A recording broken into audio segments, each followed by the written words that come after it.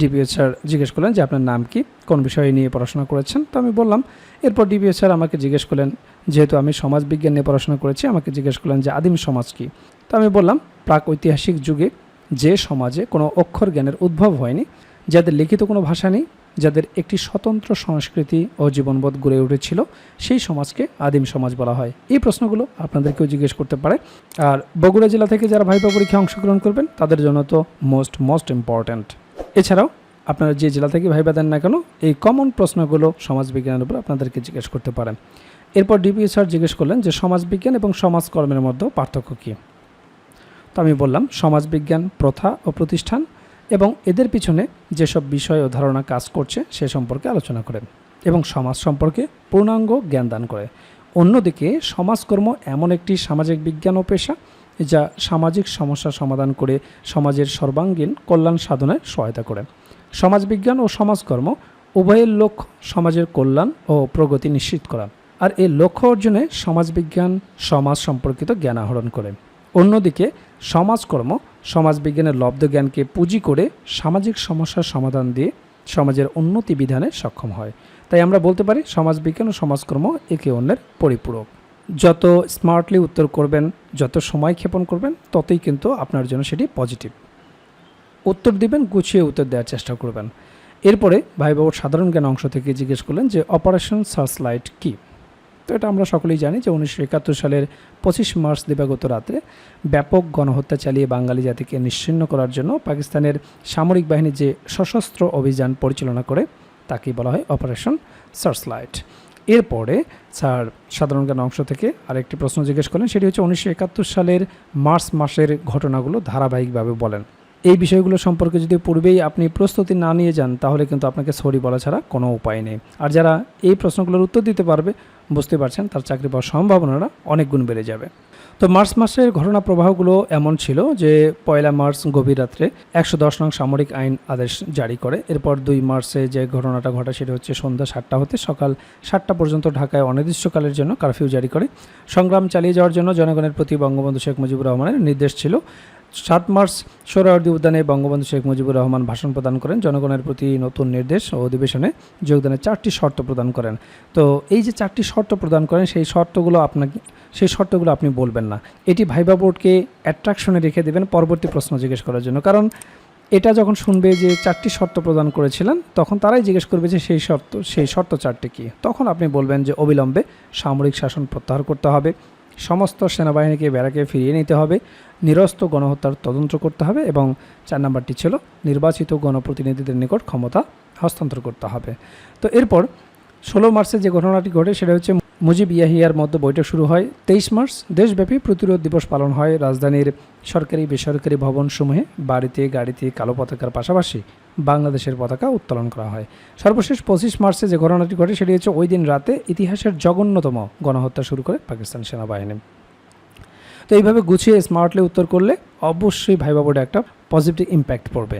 এরপর ভাইভা বোর্ডে যে ম্যাম ছিলেন তিনি আমাকে জিজ্ঞেস করলেন যে সে কি আগামীকাল ঢাকা যাবে, এটার অনুবাদ করুন। তো আমি বললাম will he go to Dhaka tomorrow.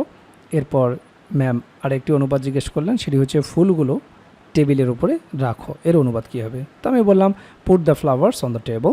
Primary viva পরীক্ষায় দিতে যাবেন, অবশ্যই আপনাকে ন্যূনতম একটি হলেও অনুবাদ আপনাকে জিজ্ঞেস করবেন। অনেকে 3-4টি পর্যন্ত অনুবাদ জিজ্ঞেস করে থাকে। তো এই অনুবাদের উপর আমাদের সুন্দর গোছানো একটা ভাইভা নোট রয়েছে। ওই ভাইভা নোটের অনুবাদগুলো আপনারা প্র্যাকটিস করে গেলে এর বাইরে আপনাকে আর অনুবাদ নিয়ে টেনশন করতে হবে না। বাংলা সাহিত্য অংশ থেকেও জিজ্ঞেস করেছিলেন নুরুদ্দিনের সারা জীবন এটা কি ধরনের সাহিত্যকর্ম। তো বললাম এটা নাটক। এরপর বলল যে এটা কার লেখা। তো আমি বললাম সৈয়দ শামসুল হকের। এরপর তিনি বললেন কি সম্বন্ধে লেখা। তো আমি বললাম রংপুর দিনাজপুর অঞ্চলে সাম্রাজ্যবাদ বিরোধী সাহসী কৃষক নেতা নুরুদ্দিনের সংগ্রামের কথা ইতিহাসে লিপিবদ্ধ রয়েছে এই নাটকে। স্যার আমাকে জিজ্ঞেস করলেন অ্যারাইভের অ্যান্টোনিম বলেন। তো আপনারা জানেন যে অ্যারাইভের অ্যান্টোনিম হচ্ছে ডিপার্ট বা লিভ। অ্যারাইভ মানে পৌঁছা, আর অ্যান্টোনিম বা বিপরীতার্থক শব্দ হচ্ছে ডিপার্ট লিভ মানে প্রস্থান করা। এরপর স্যার গণিত অংশ থেকে জিজ্ঞেস করলেন যে ভগ্নাংশ কাকে বলে। আপনারা জানেন যে প্রাইমারি ভাইভা পরীক্ষায় আপনাকে মোট 7টি বিষয় থেকে প্রশ্ন করার চান্স রয়েছে। আপনাকে আপনার বিষয়ভিত্তিক প্রশ্ন জিজ্ঞেস করবে, আপনাকে প্রাইমারি সেক্টর সম্পর্কে জিজ্ঞেস করতে পারে, আপনাকে অনুবাদ থেকে জিজ্ঞেস করতে পারে, সাধারণ জ্ঞান থেকে জিজ্ঞেস করতে পারে, আপনার নিজ জেলা বিভাগ সম্পর্কে জিজ্ঞেস করতে পারে, এরপরে গণিতের বেসিক থেকে জিজ্ঞেস করতে পারে, বাংলার বেসিক থেকে জিজ্ঞেস করতে পারে। তার প্রমাণ কিন্তু আপনারা রিয়েল ভাইভা এক্সপিরিয়েন্সেই দেখতে পাচ্ছেন। এখানে গণিতের বেসিক থেকে জিজ্ঞেস করেছে ভগ্নাংশ কাকে বলে। তো উত্তরে আপনারা বলতে পারেন যে একটি সংখ্যাকে কয়েকটি সমান অংশে বিভক্ত করে তার কতগুলো অংশ নেওয়া হলো তা প্রকাশ করার মাধ্যমে ভগ্নাংশ বলে। সহজভাবে যদি আপনি বলেন এভাবে বলতে পারেন যে যার লব ও হর আছে তাকে ভগ্নাংশ বলে, বাস এনাফ। অথবা আপনি এভাবে বলতে পারেন দুইটি পূর্ণ সংখ্যাকে ভাগ বা অনুপাত আকারে প্রকাশ করলে যে রাশি পাওয়া যায় তাকে বলে ভগ্নাংশ। এরপর স্যার জিজ্ঞেস করেছেন অপ্রকৃত ভগ্নাংশ কাকে বলে। তো আমি বললাম যে ভগ্নাংশের লব বড় হর ছোট তাকে অপ্রকৃত ভগ্নাংশ বলে। স্যার এরপরে আরেকটি প্রশ্ন জিজ্ঞেস করেন, সেটি হচ্ছে 115 ডিগ্রি কোণের সম্পূরক কোণ কত। তো আপনাদের প্রথমেই জানতে হবে যে সম্পূরক কোণ কাকে বলে, সম্পূরক কোণের মান কত। দুইটি কোণের যোগফল বা সমষ্টি যদি 180 ডিগ্রি হয় তখন সেই দুটি কোণকে একে অপরের সম্পূরক কোণ বলে। তাহলে 115 ডিগ্রি যেহেতু জিজ্ঞেস করেছে, 180 ডিগ্রি থেকে যদি আপনি 115 ডিগ্রি বিয়োগ করেন তাহলে পাবেন। এরপর স্যার জিজ্ঞেস করেছিলেন গান কবিতা কোনটা বলবেন। আপনাকে মাস্ট গান কবিতা ছড়ায় যে কোনো একটি পারফর্ম করতে হবে। তো তিনি চুজ করলেন গান, কয়েক লাইন গিয়ে শোনালাম। এরপর স্যার বললেন ঠিক আছে আপনি আসেন, আমি সালাম দিয়ে চলে আসলাম।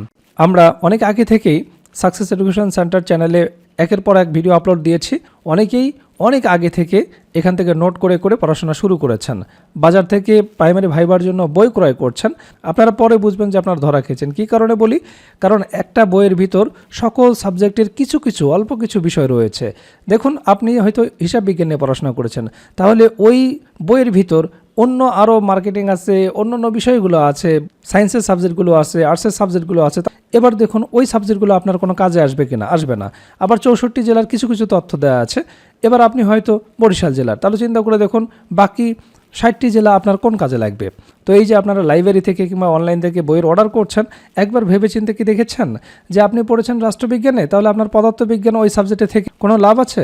লাভ নেই। এরকম লাইব্রেরি থেকে বই কেনার পরেও আমাদের কাছ থেকে অসংখ্য প্রার্থী আমাদের কাছ থেকে এই নোটগুলো সংগ্রহ করেছেন। কারণটা হলো আপনি যে বিষয় নিয়ে পড়াশোনা করেছেন আমরা সেই বিষয়ের স্পেসিফিক নোট দেব, যেখানে প্রত্যেকটা নোটে 50-এর অধিক পেজ থাকবে এবং সব মিলিয়ে 150-র মতো পেজ থাকবে। আপনার জন্য যা দরকার আপনি তাই পাবেন। আর এইখানেই হচ্ছে মূল পার্থক্য। বাজারে যে ভাইবা গাইডগুলো আপনারা দেখতে পাচ্ছেন, সেই গাইডগুলোতে সবগুলো সাবজেক্টের অল্প অল্প করে দেয়া আছে। আপনার সাবজেক্টের প্রস্তুতি কিন্তু সেটা দিয়ে কাভার হবে না। এজন্য ভেবেচিন্তে সিদ্ধান্ত নিন।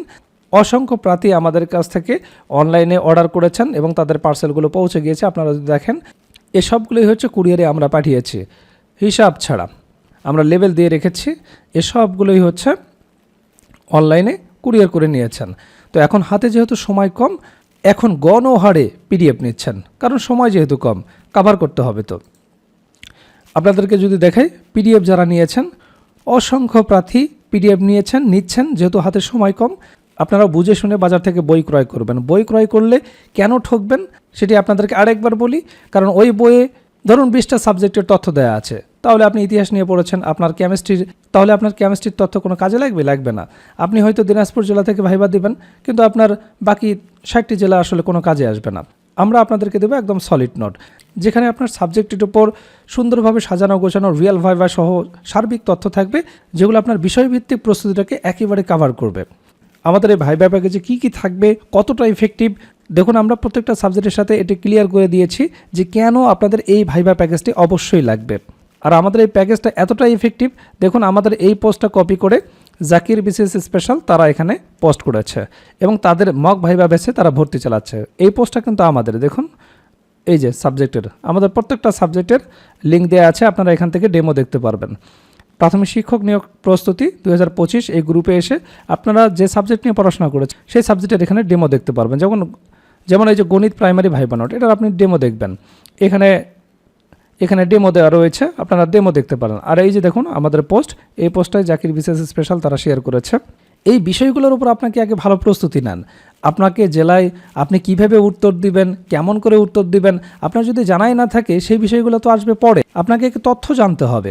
এই জন্য আপনার সাবজেক্টের ডেমোগুলো দেখুন কতটা সুন্দরভাবে নোটগুলো সাজানো হয়েছে। আর আপনাদেরকে তো প্রমাণ দেখালাম যে পিডিএফ আমরা দিয়ে শেষ করতে পারছি না, যেহেতু সময় কম। এতদিন আমরা কুরিয়ারে সারা বাংলাদেশে পার্সেল পাঠিয়েছি, এখন সবাই পিডিএফ নিচ্ছে, কাজে আপনারা যারা এখনও বুঝতে পারছেন না কী করতে হবে, আর আপনারা তো জানেন যে এইবারে প্রাইমারি ভাইবা হবে সবচেয়ে কঠিন, ফেলের সংখ্যাটা হবে অনেক বেশি। আপনাকে প্রশ্ন জিজ্ঞেস করবে, আপনি উত্তর দিতে পারবেন না, কিভাবে উত্তর দিতে হবে এটা শিখে গেছেন, কিন্তু আপনাকে প্রশ্ন জিজ্ঞেস করেছে আপনি উত্তর দিতে পারলেন না, তাহলে আসলে লাভ কী হলো? এই জন্য এই মক ভাইবা কিংবা অন্য যে বিষয়গুলো আছে এগুলোর আগে আপনাকে আপনার বিষয়ের প্রস্তুতি নিতে হবে, আর এটার জন্য সাকসেস স্পেশাল সাজেশনের কোনো বিকল্প নেই।